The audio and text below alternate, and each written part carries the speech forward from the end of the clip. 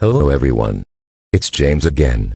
And in today's video, I want to talk about a facial gesture a narcissist often does, which can be a big clue you're dealing with someone dangerous. This is what's known as the narcissist stare of death. So, what is the narcissist stare of death? Or rather, when do they display this facial gesture? Oftentimes they will display this facial gesture when you have uncovered who they are, so to speak. Or you have figured out you are being abused by this person. Or maybe you even accuse them of being a narcissist, which I don't recommend you do. Never confront a narcissist about anything you have learned. I will talk more about that later. But back to the topic at hand. You see, a narcissist has a fragile ego, though they always appear to be right, and seem like they can care less about a variety of things. The real fact of the matter is, they hate for their perfect self to get damaged in any way. And any damage that you may cause to their perfect self-image will slate you for punishment. And oftentimes you will see the narcissist stare of death beforehand, to let you know what evil is coming your way. You might not see the evil played out right then and there. It might be days, or weeks, but they are staring at you like, as if to say, your destruction is near, and it will come soon.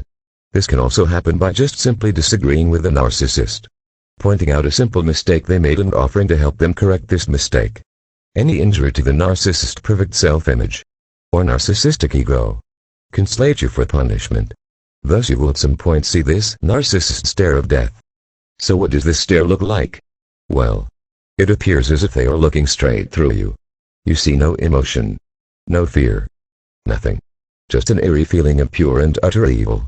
It's as if the lights are on, but no one is home. But there's a purpose behind those eyes.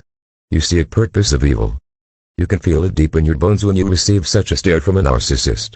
As if you don't want to be in the room, because you feel like you're standing next to someone that's not even human. There's an old saying, if looks could kill, well, this look is the look they are talking about. Now if you think you are on the receiving end of the smear campaign, after you have done something to warrant the narcissist stare of death, they will more than likely turn the smear campaign into overdrive.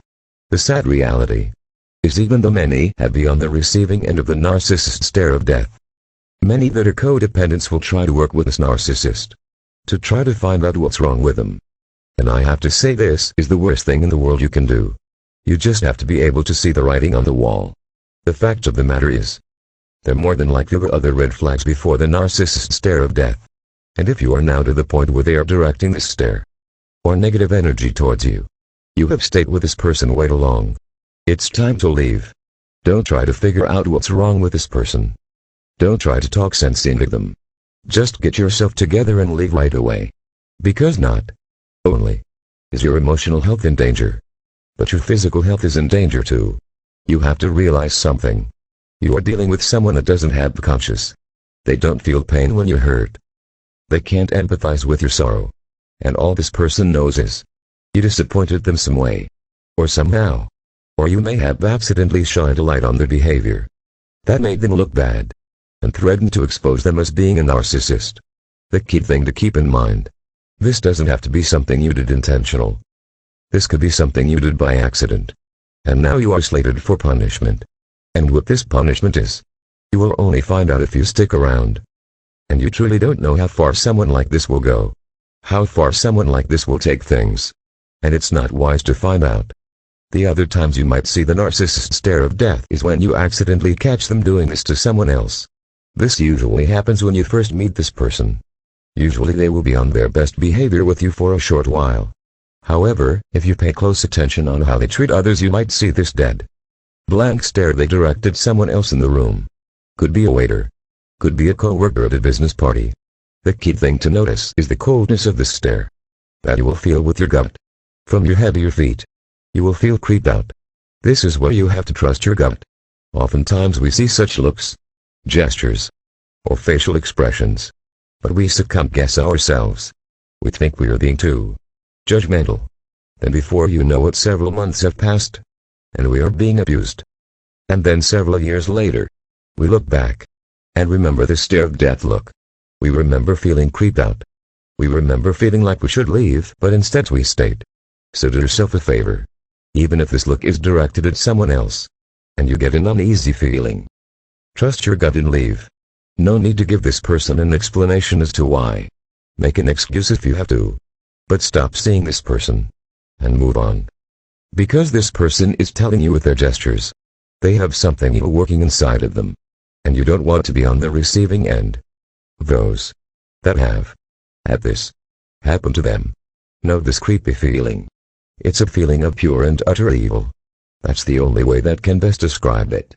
It's a big difference between an average person being mad for a legitimate reason and them making a face based on this anger. Because the facial expression fits the emotion. And in a sense this is healthy and normal. It's showing this person has a good connection with their emotions and expressing them. However, the narcissist stare of death is a cold, disconnected stare. So disconnected they are staring straight through you. That's the major difference. And it's this difference that makes you feel creeped out. And even fearful about this person. And what they might be capable of. So I will give you this word of advice. If you see anyone exhibit this behavior, get as far away from them as you can. Don't second guess yourself. Just go. Even if you have to make up an excuse. Just get away. These people are dangerous. So please, just leave. Like I always say, knowledge is power. The more we know, the more we can live happy and healthy lives. Until next time. Bye for now. And be good to yourself.